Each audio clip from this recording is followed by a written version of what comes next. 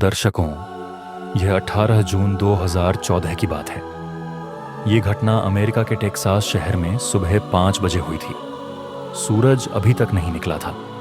उस क्षेत्र के पहाड़ों के पास एक व्यक्ति अपनी बाइक चला रहा था। धुंधली रोशनी में उसने कुछ दूरी पर कुछ चमकता हुआ देखा।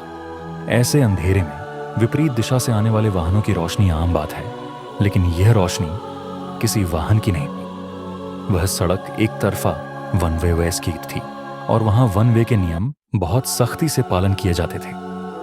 यह रोशनी सड़क के किनारे घाटी से आती हुई लग रही थी, जिसने उसका ध्यान खींचा।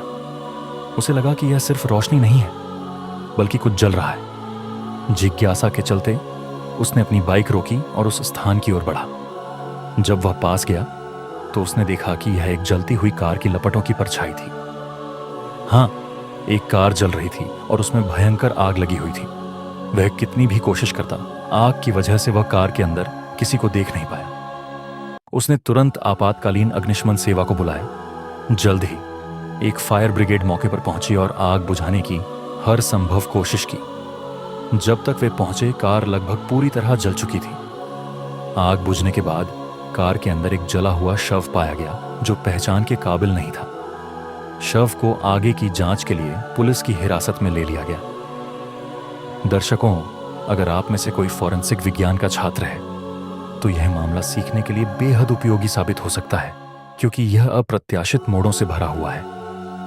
शायद फॉरेंसिक टीम की भागीदारी के बिना इस तरह के मामले को कभी सुलझाया नहीं जा सकता था। घटनास्थल पर पहुंची पुलिस यह सोचने लगी कि यह शव आखिर किसका हो सकता है। जली हुई कार की पहचान 1999 शेवी कैवेलियर मॉडल के रूप में हुई। कार के विवरण की जांच करने पर पता चला कि यह टेक्सास के लिंडा सिटी में रहने वाले माली और क्लेटन डेनियल्स के नाम पर पंजीकृत थी। उस दिन माली अपने 2 बच्चों के साथ घर पर थी, जबकि उसके पति डेनियल ने यह कहते हुए कार ली थी कि वह बाद में वापस आएगा।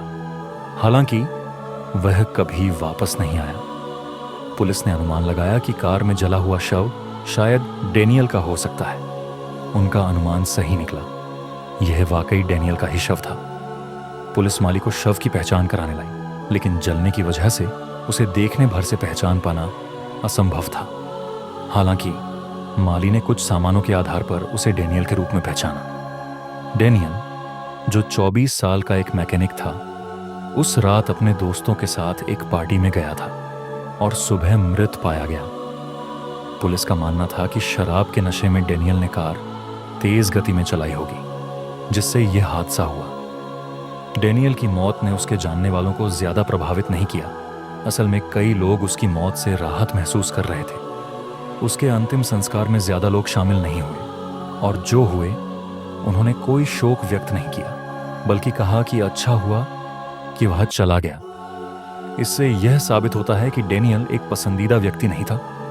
उसका एक आपराधिक इतिहास था और उस पर अपनी 7 साल की चचेरी बहन के साथ यौन शोषण का आरोप था। इस अपराध के लिए डेनियल को कुछ समय के लिए जेल की सजा हुई थी और बाद में रिहा कर दिया गया। अब उसकी मौत इस तरह हुई कि उसका शरीर पहचान के योग्य भी नहीं था। जिस बच्चे के साथ अपराध हुआ था, उसके माता पिता डेनियल से बेहद नाराज थे और उन्हें लगता था कि उसे मिली सजा पर्याप्त नहीं थी। पुलिस को शक हुआ कि शायद बच्चे के माता पिता ने डेनियल को मारकर उससे बदला लिया होगा। इस बीच कई लोगों ने डेनियल की पत्नी माली के प्रति सहानुभूति जताई, जो अपने 2 बच्चों को अकेले पालने के लिए मजबूर हो गई थी। उन्होंने माली को पैसे, घरेलू सामान, कपड़े और यहां तक कि एक कार भी दान में दी। एक विधवा और अकेली मां के रूप में माली को काफी सहानुभूति मिली, लेकिन यह ज्यादा समय तक नहीं चला। डेनियल की मौत के 1 महीने के भीतर माली ने एक नए आदमी को डेट करना शुरू कर दिया और खुलेआम डेनियल की $1 लाख की बीमा राशि पर अपना दावा ठोक दिया। माली के इस व्यवहार ने यहां तक कि उसकी अपनी मां को भी नाराज कर दिया, जिन्होंने कहा कि यह सही नहीं है। हालांकि माली ने किसी की बात पर ध्यान नहीं दिया और जैसा चाहा वैसा करती रही। उस जगह पर जहां डेनियल का शव मिला था, पुलिस ने महत्वपूर्ण सबूत खोजने के लिए गतिविधियां बढ़ा दी। उन्हें वहां केवल 6 किलोग्राम जले हुए शरीर के हिस्से मिले, जिनमें हाथ, पैर या सिर शामिल नहीं थे। बस पीठ का एक हिस्सा मिला। यह पता लगाने के लिए कि अवशेष डेनियल के थे या किसी और के, माइटोकॉन्ड्रियल डीएनए परीक्षण की आवश्यकता थी। पुलिस ने डेनियल की हड्डियों से एक नमूना लिया और उसे फॉरेंसिक लैब में जांच के लिए भेजा। परीक्षण के परिणाम आने में 6 महीने का समय लगने वाला था। हालांकि माली ने शव को डेनियल के रूप में पहचाना था, फिर भी पुलिस को शक था। उन्होंने डीएनए का मिलान डेनियल की मां के डीएनए से करने का निर्णय लिया। इस बीच पुलिस ने कार के आसपास के क्षेत्र की जांच की ताकि कोई अहम सबूत मिल सके। उन्होंने देखा कि सड़क पर कार के टायरों के कोई स्किड मार्क नहीं थे, जिसका मतलब था कि डेनियल ने ब्रेक नहीं लगाए थे। कार सड़क के किनारे एक खाई में थी और ऐसा लग रहा था जैसे किसी ने हैंड ब्रेक खोलकर कार को न्यूट्रल गियर में धक्का दिया हो।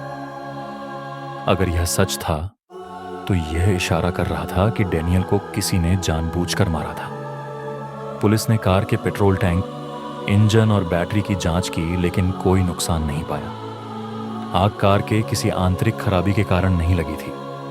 कार की सीटें पूरी तरह से जल चुकी थीं, लेकिन वहां कोई शरीर के तरल पदार्थ नहीं मिले जो आग लगने के दौरान अंदर किसी के होने का संकेत देते। जले हुए धातु और कोयले पर किए गए अतिरिक्त परीक्षणों से पता चला कि आग एक लाइटर की चिंगारी से लगाई गई थी। इससे यह पुष्टि हुई कि आग किसी ने जानबूझकर लगाई थी। इस बीच एक और अजीब घटना घटी। एक बार माली की बहन ने उसके कमरे में जाकर एक आदमी को अलमारी के अंदर छिपा हुआ देखा। जब उसने माली को इसके बारे में बताया तो वे वापस अलमारी के पास गए, लेकिन तब तक वह आदमी गायब हो चुका था। यह आदमी कौन था? वह वहां क्यों छिपा था? माली से उसका क्या संबंध था? कोई नहीं जानता था। डेनियल की मौत के बाद माली के व्यवहार के कारण पुलिस को उस पर शक होने लगा। दर्शकों, यह मामला तो अभी शुरू ही हुआ था और पुलिस को आने वाले मोड़ों का अंदाजा भी नहीं था। क्या माली डेनियल की मौत की जिम्मेदार थी या बच्चे के माता पिता ने बदला लिया था? पुलिस को इस मामले को सुलझाने में कौन कौन से सुराग मदद करेंगे? इस रोमांचक मामले के अगले भाग के लिए जुड़े रहें, जहां हम और चौंकाने वाले खुलासे करेंगे। तब तक के लिए अलविदा।